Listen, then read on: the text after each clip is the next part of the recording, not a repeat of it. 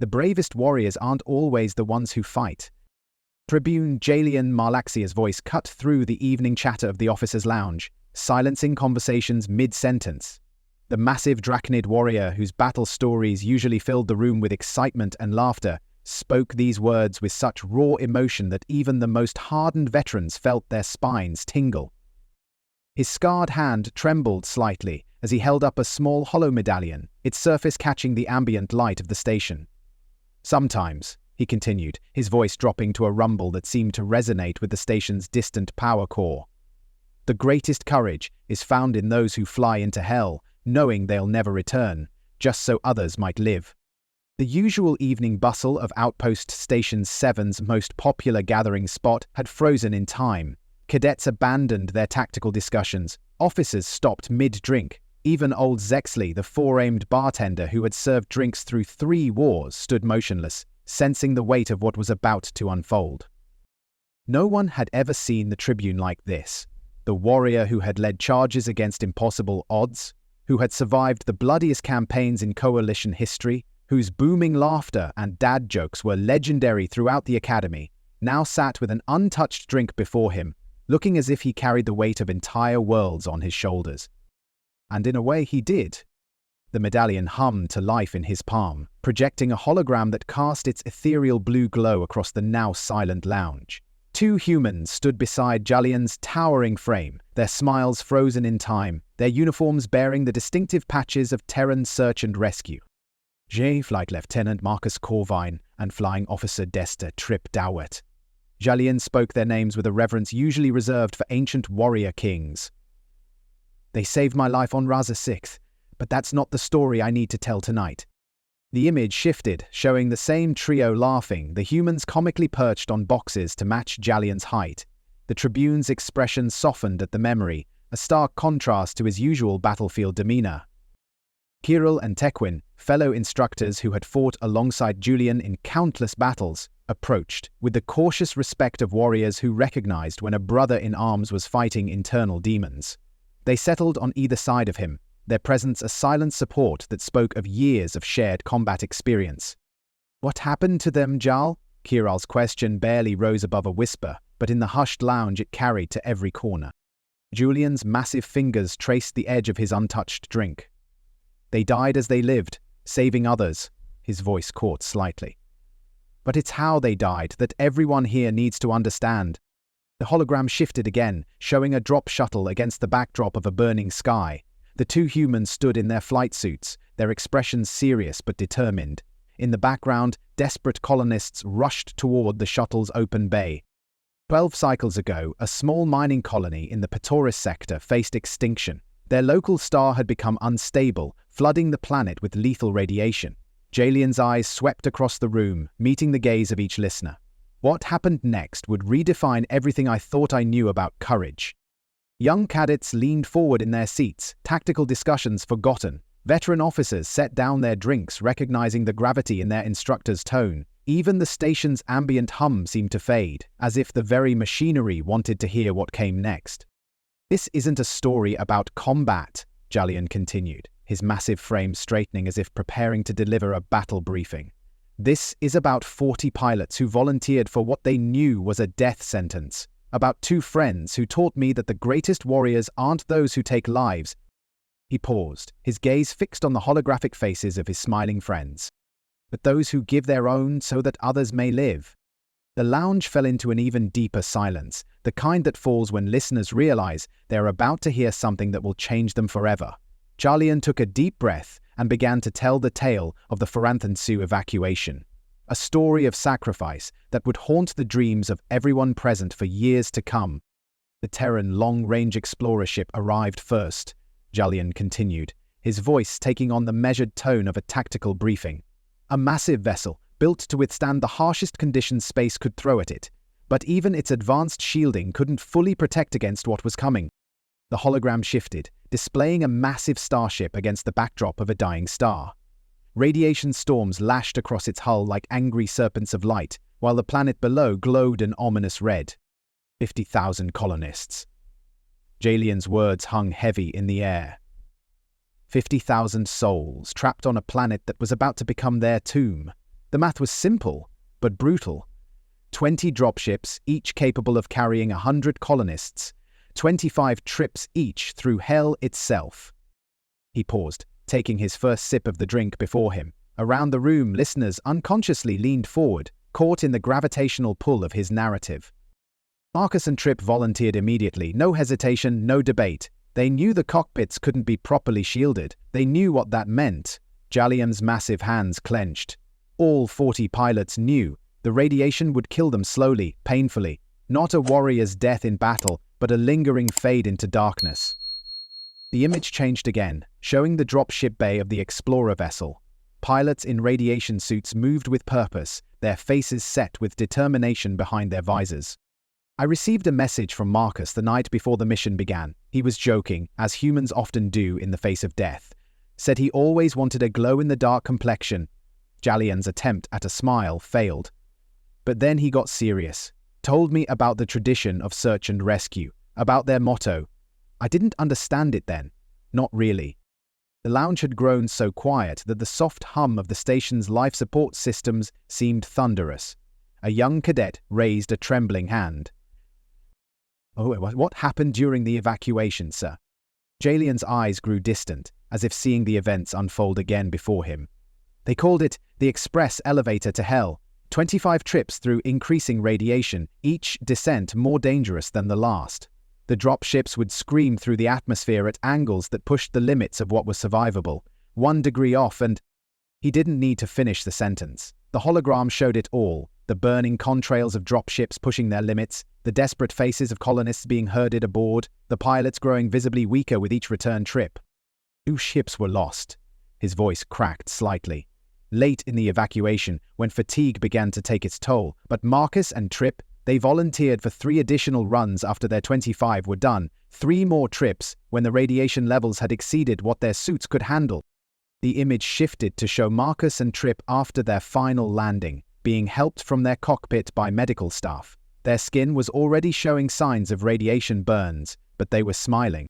They saved an additional 300 colonists with those runs. 300 lives bought with their own. Jalian's massive frame seemed to shrink slightly under the weight of the memory. When I asked Marcus later, in the medical center, if he regretted it, the medical center was too white, too sterile. Jalian's voice had dropped to barely above a whisper, yet it carried across the silent lounge. Nothing like the battlefield where warriors expect to meet their end. Marcus was in the last bed by the window. Fitting, he always said. He needed to see the stars. The hologram flickered, showing a much thinner, paler version of the once vibrant pilot. Despite his condition, his smile remained unchanged. The human doctors had never seen anything like it. The radiation had created a new form of cancer, one that mocked their most advanced treatments. One by one, the pilots began to fade. Jalian paused, his massive hand trembling slightly as he adjusted the hologram. Trip went first, 2 years ago. He was telling jokes until the end, said he was just taking an early retirement in the cosmic lounge. A cadet in the back choked back a sob. Even the most hardened veterans found themselves blinking more frequently than usual. Marcus held on the longest, stubborn, like all humans. A ghost of a smile crossed Jalian's face. I visited him 12 rotations ago. He was the last one left of the 40, the last guardian of their legacy. The Tribune's massive frame straightened, as if preparing to deliver the most important part of his briefing. I asked him then, knowing what he knew now, if he would make the same choice again. He didn't answer immediately.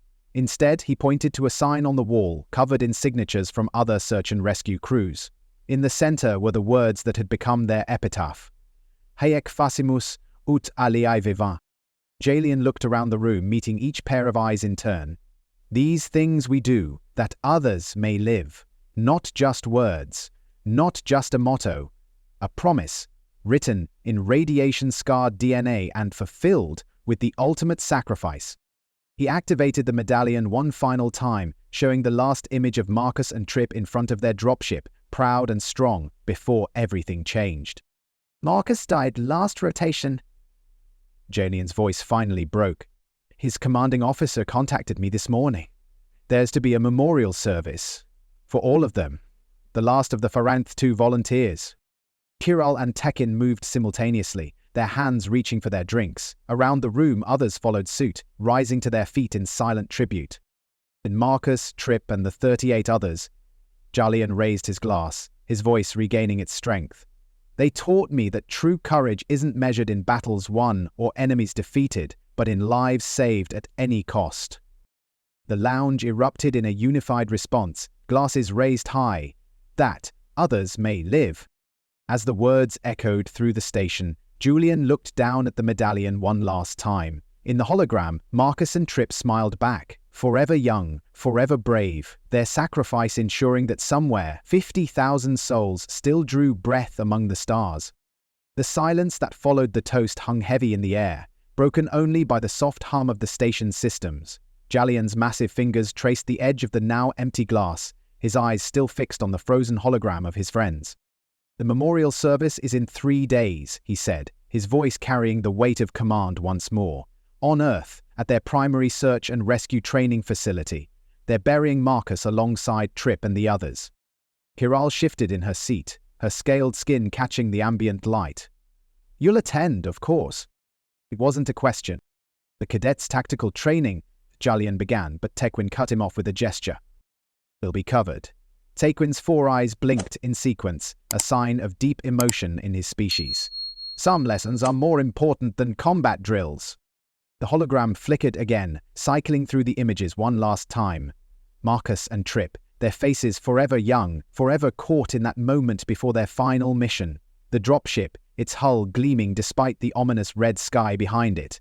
The last photo of the 40 volunteers, standing proud before their ships, unaware they were posing for their own memorial. A young cadet near the bar, emboldened perhaps by the gravity of the moment, spoke up.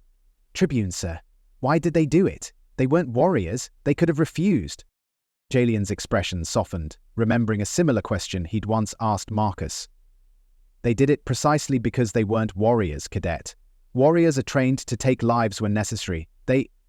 He paused, choosing his words carefully.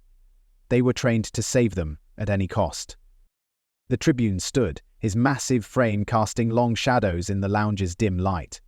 "Marcus told me something during our last conversation. He said, being brave isn't about not being afraid. It's about being terrified and doing it anyway, because someone else needs you to." Around the room, datapads appeared as officers and cadets began recording his words. This, they knew, was a lesson that transcended standard tactical training. "Tomorrow, I'll return to teaching you how to fight, how to survive, how to win," Jalian continued, his voice gaining strength. "But tonight, remember this. The greatest victory isn't counted in enemies defeated, but in lives preserved. Marcus, Trip, and their fellow pilots won the greatest victory of all, 50,000 lives. Bought with 40. He activated the medallion one final time, but instead of the familiar images, a new hologram appeared, the memorial wall on Earth, covered in the names of fallen search and rescue crews. At the bottom, freshly added, were 40 names, with Marcus Corvine last among them.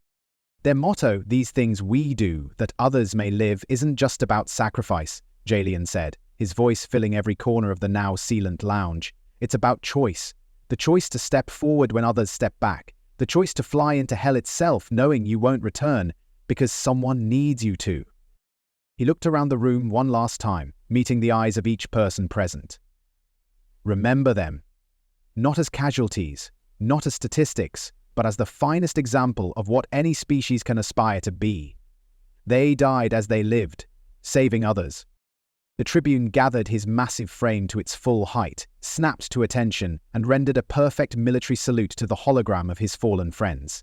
Around the room, every being present, officer, cadet, and civilian alike, rose and did the same. In the silence that followed, the words on the memorial wall seemed to glow brighter. "These things we do, that others may live." As this story comes to a close, I want to thank each of you for joining me in honoring these unsung heroes. If their sacrifice moved you as it moved me, please take a moment to share their story. Hit that like button if you believe more people should know about the true meaning of "that others may live." Don't forget to subscribe to hear more tales from across the galaxy, stories of courage, sacrifice, and the unbreakable bonds forged among the stars. Ring that notification bell to ensure you never miss another chronicle from the Coalition archives. And remember, in the comments below, share your thoughts on what courage means to you. What would you risk everything for? Until our next transmission, this is Tribune Jalian Marlaxia signing off.